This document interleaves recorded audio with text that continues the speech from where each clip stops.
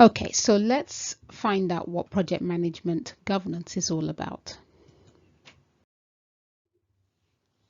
Okay, so this is a definition from the Association of Project Management UK, and it's from their body of knowledge, the 7th edition. And the first part is just talking about that process that we go through when we're doing project management governance, where we want to define and control the deliverables that are going to come out of the projects, programs, and portfolios, and they will come out in the form of outputs, which could be products, outcomes, which could be a changed way of working, and the benefits that will come out as a result of those outputs and outcomes coming into being.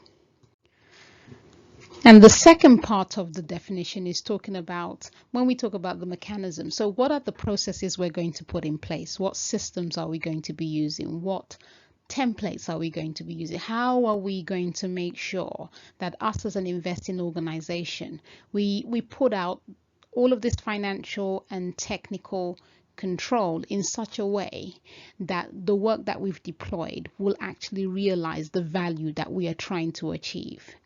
So this is what this particular definition is talking about. It's talking about us having the right level of control, the right level of authority in place, and the right level of accountability in the right places, so that we can get a very good return on investment on all this effort, time, and money that we're putting into these projects, programs, and portfolios.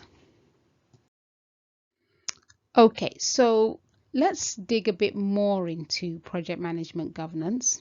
So first of all, in terms of having a view or an idea of what project management governance looks like, it's essentially guidelines, rules of engagement, best practice for project management for that particular organization. We're talking about processes, policies, strategies, templates, applications, and systems, and also decision-making forums.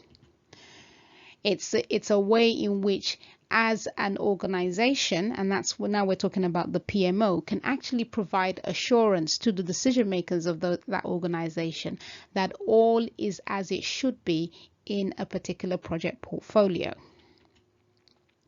And then to crown that all off and to make sure that this is an effective process, we want to make sure that the policies and the activities are designed to guide projects towards success. So we want the right level of project management governance for the right sorts of projects, programs, and portfolios.